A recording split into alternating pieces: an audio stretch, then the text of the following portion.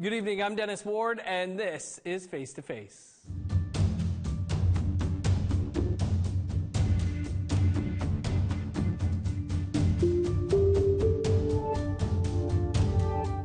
Our guest this week is Shane Taurima, CEO of Whakaata Māori, formerly known as Maori Television. Like APTN, the network promotes Maori culture and language through educational and entertaining programming. Both organizations are part of the World Indigenous Television Broadcasters Network, which includes countries like Taiwan, Australia, and Norway. Taurima is the permanent chair of WITBIN. Shane, thanks so much for being with us on the show this week. Kia ora, Dennis. It's great to be here. Don't think we've ever had a guest travel so far for the show, so we appreciate it. Although, obviously, you're here for other business. What are some of your impressions being here in Winnipeg and at APTN headquarters? We've spent most of today here at APTN and just really impressed with what's happening here at APTN. We've seen a lot of the content because of the content sharing that we do. We've also engaged a lot with many of the people that work here. But to be here in person is special.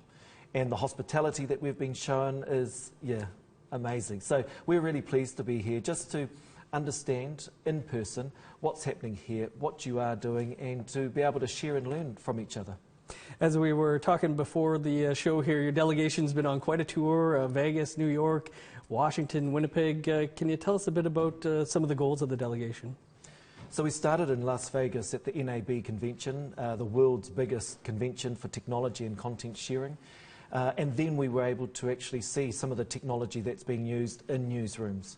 So we've spent some time at CBS in New York to understand what digital transformation looks like in newsrooms. It's something that we've been embarking on for some time now. So just to be able to see a commercial broadcaster and what they've been able to achieve has been great. Another highlight of the trip so far has been able to present and speak at the UN on indigenous media.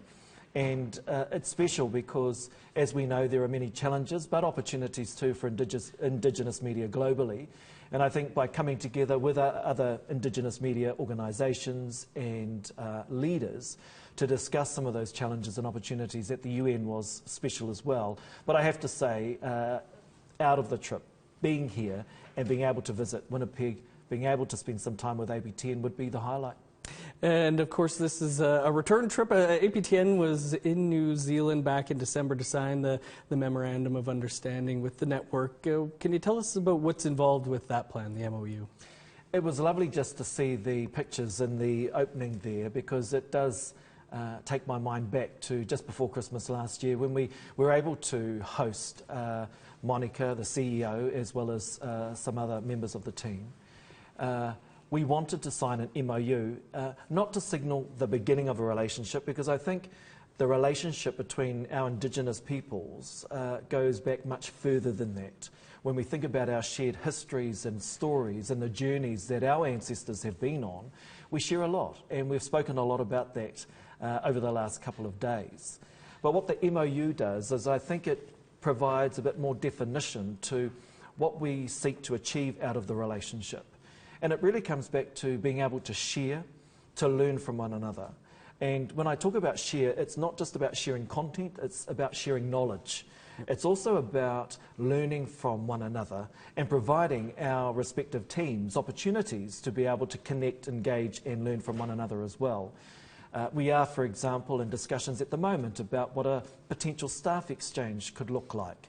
And that's something that is really important to us at Whakaata Māori, because one of our key challenges at the moment is having the right people in the right places, having the right expertise and experience to be able to fulfil the roles, the many roles that you need to be able to deliver a service, a network like we do. So I think by learning off each other and having opportunities in which respective members of our teams can come together and engage and share, it has to be a good thing. Absolutely. I think we're heading into our 23rd year here at APTN, still kind of a baby in some ways. Can you give us a bit of a history lesson of Whakaata Māori? Well, Māori broadcasting and media goes back about 50 years when we first started to appear on television and in radio. I'm talking about mainstream television, of course. And we started to build our own community radio stations. Whakaata Māori, Māori television as it was known then in 2004, has a 19-year history. But of course, it's not just about when we began, it's about the legacy that has been entrusted to us by those that have paved the way many, many years ago.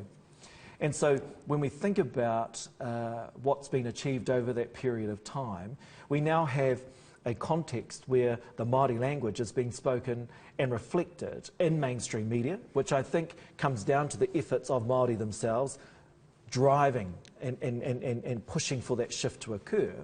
But being able to, like APTN, be the decision maker around editorial content, the decision maker around technology and the platforms in which you're going to engage and use to connect with audiences is a very special thing. And certainly the pathway that Whakaata Māori has been on and intends to continue to pursue provides us with that opportunity. Indigenous peoples having the opportunity to make decisions about our own futures. And I think that that's something that's really important, as well as language revitalisation, ensuring that our language and culture continues to thrive for future generations. Was there before, issues with coverage of the mainstream media of Maori issues at the time? Of course there have been. Many of our stories went untold. Many of our stories were misrepresented, as I know is the case for many other Indigenous communities across the globe, which is why it's really important, especially when we think about the conversation we had last week at the UN, that Indigenous communities have the ability and opportunity to tell their own stories, but also make decisions about how they tell those stories. Right. We know that our stories are best told by us. It's by us, with us, about us. That's what we say at home, and I think that that's reflected too across the globe in other communities as well. What was the reception, I guess, from legacy media when you started up? It's been mixed, but I think what we have now is, because many of the Māori Indigenous faces and leaders that work in other networks in New Zealand have been trained at Whakaata Māori. Right. And so that's a good thing, that's a positive thing. So we've seen this real shift when it comes to national identity and the acceptance of the language and culture. There's a real feeling that the country is embracing the language and culture. And you only have to look as far as our classrooms, our classes for adults as an example. They're full with non-Māori wanting to learn the language. And I think that one of the key reasons for that is the role in which Māori media have played. So we need to acknowledge that. But in saying that, we have a number of our former staff that are currently in mainstream, some of their key presenters. And so that's a positive thing, but of course it also presents a challenge for us, because we have to continue to develop, train and mentor the new cohort coming through, or the new team to come through and to do these jobs like yours. Yeah, I think you could say the same for APTN News. You look at any organization right now in the country, and there's somebody that once walked through these doors as well. Can you tell us that, we know the importance, obviously, for Indigenous peoples there of the station, but can you tell us how important it is to reach a non-Indigenous audience? Well, let me use today as an example. So today is a very special day back in Aotearoa, New Zealand. It's the day that we commemorate Anzac Day, which is a special day for us in our history. Which we use broadly to commemorate those that have gone to war as soldiers from the First World War to the Second World War and many other wars after that, or as peacemakers as we fulfil those roles today. And we use the day to commemorate those that fell during the wars, that didn't make it home, but also those that did make it home and their families. And this is a significant day. It's a public holiday. Now, 19 years ago, when Whakaata Māori was established, it was us that led the coverage. It was us that led the way, and we still do that 19 years later. So our team is back at home now, covering and broadcasting live coverage, where we've got, for example, just in Auckland, one of our major cities, hundreds of thousands of people turning out to be part of this day. And what Whakaata Māori has been doing for the past 19 years is ensuring that the rest of the country can connect and engage. Now, the audience numbers on this day are significant, many of whom are non-Māori, many of whom are Māori. But I think that's just one way in which Whakaata Māori has been able to make a difference, to not only provide coverage of a significant event in our history, but a significant event that we still continue to commemorate, but also to be able to tell our stories about Māori and non-Māori, but specifically in a Māori way. Yeah. And I think what that demonstrates is that actually we have amazing skills at telling stories. And these skills really resonate and touch the hearts and minds of our audience, whether you're Māori, non-Māori, or what your background may be. Awesome stuff, important stuff. Shane, more to talk about here. We just have to step aside for a quick break, and then we'll continue the conversation here on Face to Face with Shane Taurima. Stick around for more.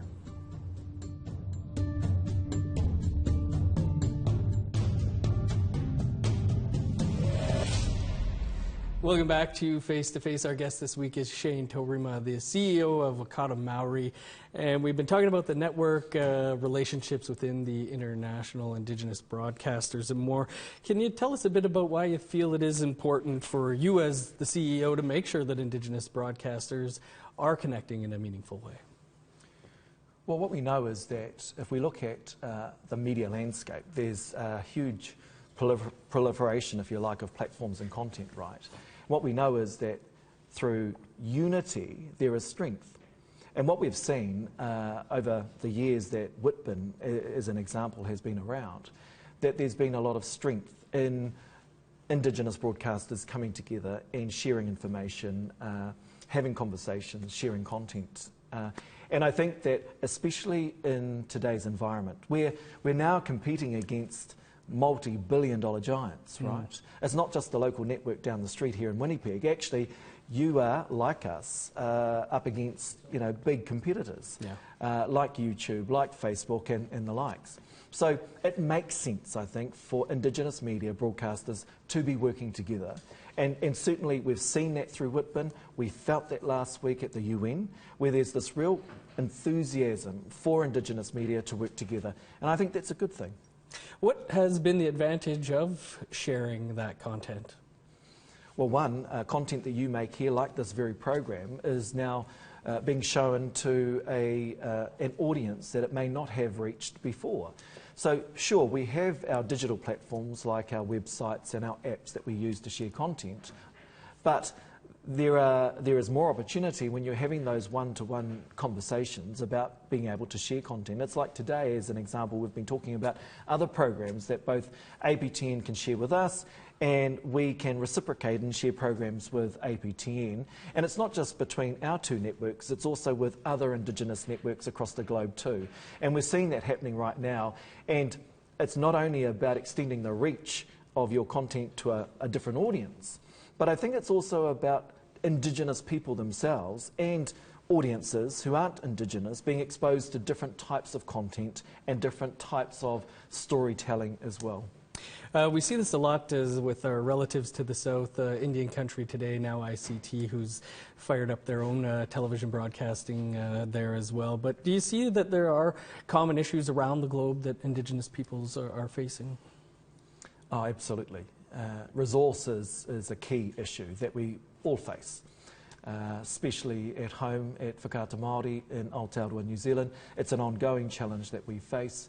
We are primarily government funded, but we receive a lot less funding than our mainstream counterparts. Now that's been a long-standing issue and challenge, and it's something that we continue to fight against.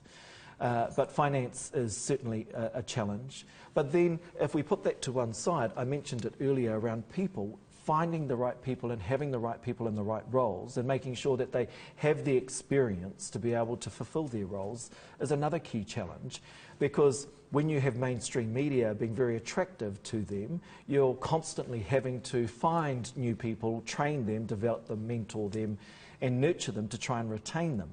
Another key issue, and this is something that we all face, right, is the rapid ways and the rapidly changing ways in which audiences are consuming their content. With the advance of technology, we have to try and keep up. Now, I think we do our very best to do that within our means, but we're constantly challenged. We're not the big Googles and the big YouTubes and those big platforms that have a lot of resource to be able to invest in their digital platforms. But when it comes to it, audiences still expect the same experience. So I think that's a big challenge. But in saying that, it's not insurmountable. And I think that through collaboration, through partnerships, through working together, we can do our very best to try and ensure that our audiences get the very best that they deserve. I guess when it comes to the stories that you tell, we do a lot of stories here on resource development, intergenerational trauma, climate change. Are these the types of stories, the issues that are impacting Maori as well? Yeah, absolutely.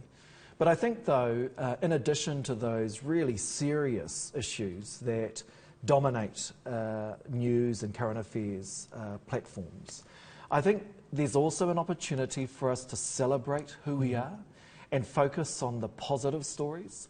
For far too long, we've heard stories about us that we're mad, bad and sad, right?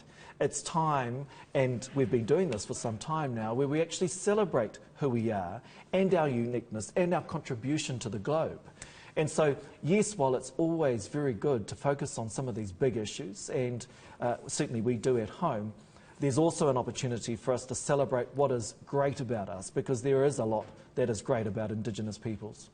I was going to ask you that because we do a lot of that too, right, showing the greatness as well. Your own career trajectory looked like that brought you to this position. Can you tell us a bit about how you got to where you are today? Well, I used to sit in a seat just like you, actually, Dennis. That was my foray into TV as a presenter of a current affairs program.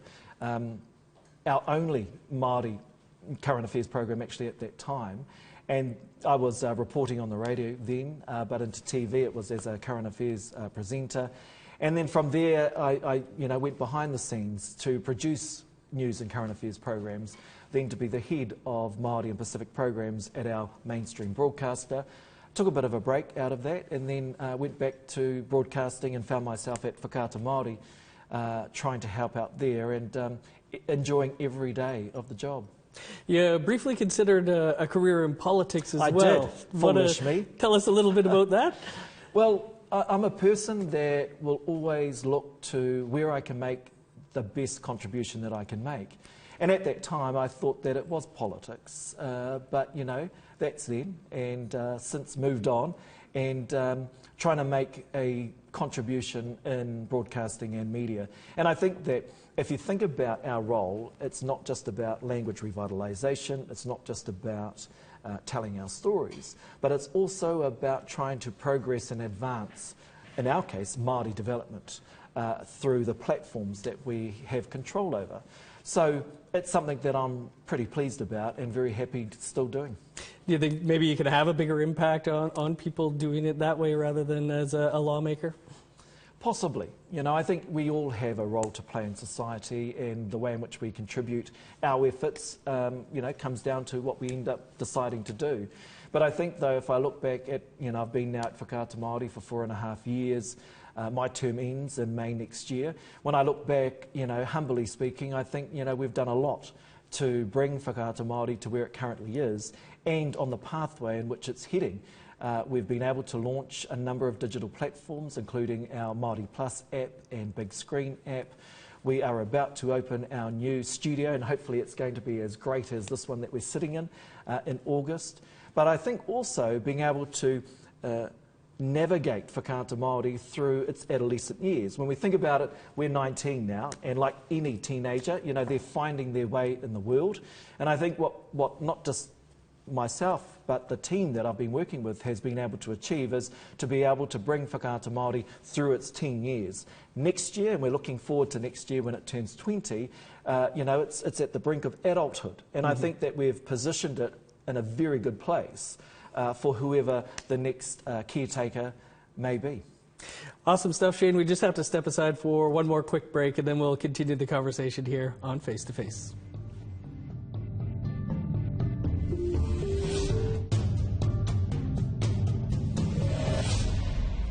Welcome back to Face to Face. Our guest this week is Shane Taurima, the CEO of Whakaata Māori, formerly known as Maori Television. And Shane, you know, New Zealand's history has some similarities with Canada's past treatment of Indigenous peoples. From your view, is that something that you see as well?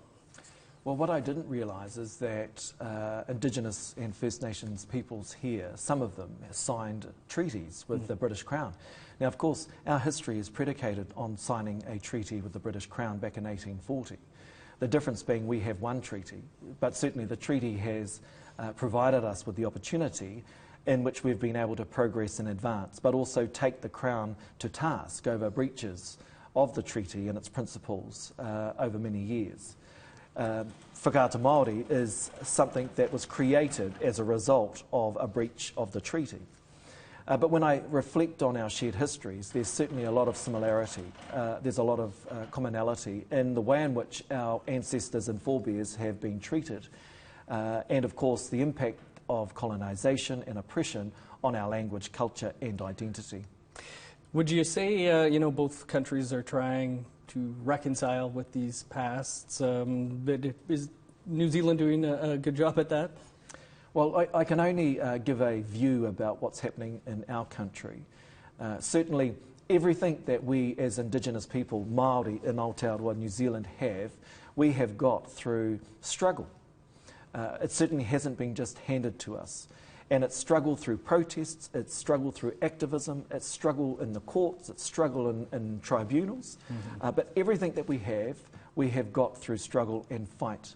And so it's incumbent on us as the current generation to ensure that that fight continues, whether that be on media platforms, it be in schools and education, or wherever it may be. So I think that, yes, while we may be viewed as an Indigenous people that has a lot more than other Indigenous peoples, it has been because of the fight that we have made, but also because it's incumbent on generations like today, but also future generations to continue with that fight. Down to our last minute here, Shane, but you know, like you mentioned, the 20th anniversary is coming up, moving out of the teen years. What does the future look like for Whakaata Māori? Positive and bright. And why I say that is because we've got a great team at Whakaata Māori, but we also have a population that is so hungry to consume, to engage with Māori content. That's content in our Māori language, but also content about Māori culture and identity. And I think that's a great thing. But I think it's also about the way in which we tell stories. And it can be a Māori story, it can be a non-Māori story, it can be any type of story. But the way in which we can tell stories, I think, is unique, which is why I say there is a bright future and a real need, I think, for Whakaata Māori to continue to do what it does today. It continues to disrupt, it continues to challenge the status quo, and I think that's got to be a good thing, not only for today, but for our babies, for our future generations to come. Shane, we're all out of time, but we wish you all the best with the birthday, you, with Dennis. the future, and you know, this partnership that we all have as well too. And appreciate you taking some time to do the show this week. Safe travels home. Thank you very much. That is all the time we have for this week's episode of Face to Face. I'm Dennis Ward. We'll see you back here next Tuesday.